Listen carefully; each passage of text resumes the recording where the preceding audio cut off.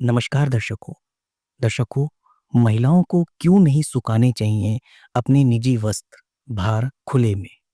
जी हाँ, आपने देखा होगा आजकल के मॉडर्न ज़माने में महिलाएं अपने वस्त्र और वस्त्रों की तरह उन्हें भी खुले में सुखा देती है। हालांकि यह महिलाओं का व्यक्तिगत अधिकार है कि वह अपने कपड़े कैसे सुखाए, कहाँ रखे।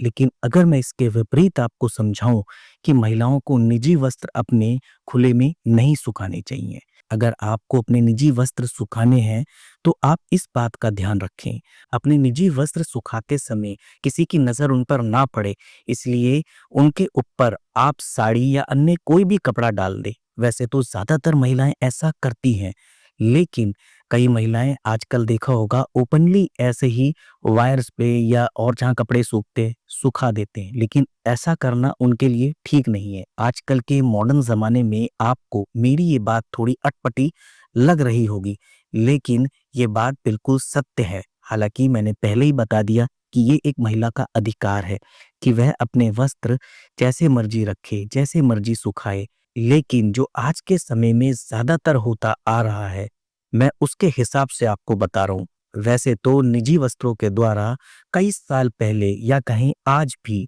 लोग तंत्र मंत्र क्रियाएं करते थे। आपने देखा होगा या सुना होगा किसी न किसी से कि जब किसी महिला पे कुछ तंत्र मंत्र क्रिया करनी होती थी, तो लोग कोशिश करते थे कि उस महिला के निजी वस्त्र मिल जाए या बाल मिल जाए या कपड़े का कोई भी हिस्सा। लेकिन अगर उसे निजी वस्त्र मिल जाए तो उसके लिए वह बहुत फायदेमंद होता था। दर्शकों, मैं उन माता बहनों या महिलाओं से कहना चाहूंगा जो खुले में अपने निजी वस्त्र सुखाते हैं और वो समझ रहे होंगे मैं क्या कह रहा हूँ। तो आप पूरी कोशिश करें कि उस पर एक तो किसी की नज़र ना पड़े। इसके लिए जैसा मैंने पहले कहा, कोई भी कपड़ा या साड़ी या अपना कोई सूट उस पर डाल दे और चिमटी टाइप के लगा दें, ताकि अगर हवा चलने पर वो उड़े भी तो आपके वो जो अंदरूनी वस्त्र है वो ना दिखे। क्योंकि आज के समय में जो मैं तंत्र क्रिया की बात बता रहा हूँ वो तो अलग है ही, लेकिन आज के समय में ये देखा गया है कि एक महिला अपने निजी वस्त्र सुखा के गई है, वहीं कुछ नौजवान या पुरुष उन निजी वस्त्रों को देखकर अपने आप को कामुक फील करते हैं। हालांकि मेरी ये बात आपको गलत और अटपटी लग रही होगी, क्योंकि इस चैनल पर कभी मैंने इस तरीके से बोला नहीं, लेकिन मैं वो बता रहा हूँ जो बिल्कुल सत्य है।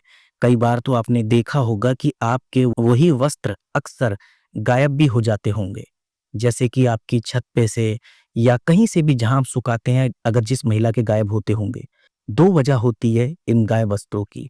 एक तो मैंने आपको बता दी, जो मैं नहीं कहना चाहता, कि कई बार कामुकता की वजह से भी आजकल युवा कहें या पुरुष कहें या वो गलत लोग जिनको पता है कि यही वस्त्र हमारे घर में भी हमारी माताएं बहनें भी धारण करती हैं, लेकिन फिर भी वो दूसरी महिला बहन बेटी के उन वस्त्रों को देखकर कामुक होते हैं और उन्हें उठा लेते हैं। हालांकि उनके मन में कुछ और गलत होता है।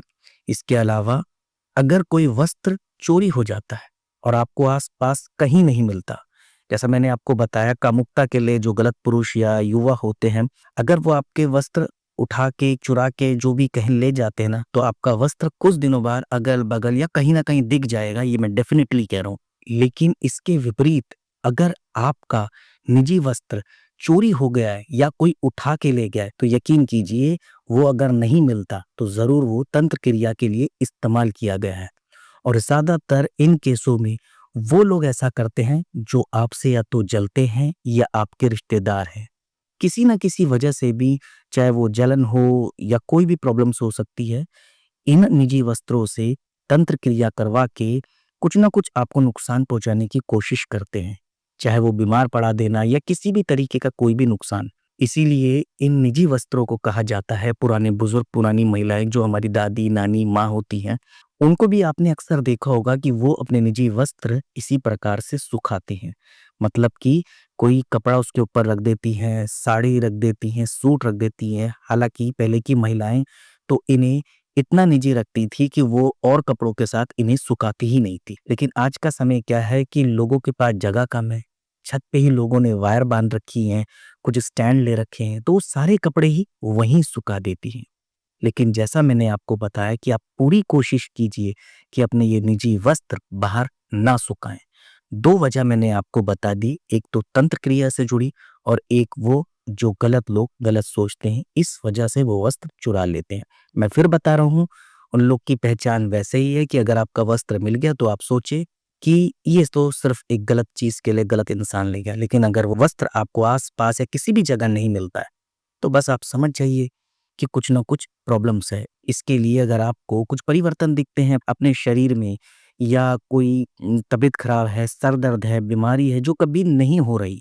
ज़्यादातर केसों में देखते हैं कि पैरों में दर्द होता है। आप एड़ी से ऊपर देखोगे ना, अगर कोई तंत्र क्रिया होती होगी, तो वो आपके एड़ी से ऊपर जो पैर होते हैं, उसमें आपको दर्द होता है। कई सारे केसों में तो उस जगह से दर्द शुरुआत होती है, जैसे कि आप कई बार इधर-उधर गलत जगह भी पैर रख देते हैं, जैसे चौराहे पे। लेकिन अगर आपने इस तरीके की क्रिया करी तो शुरुआत वहाँ से होती है।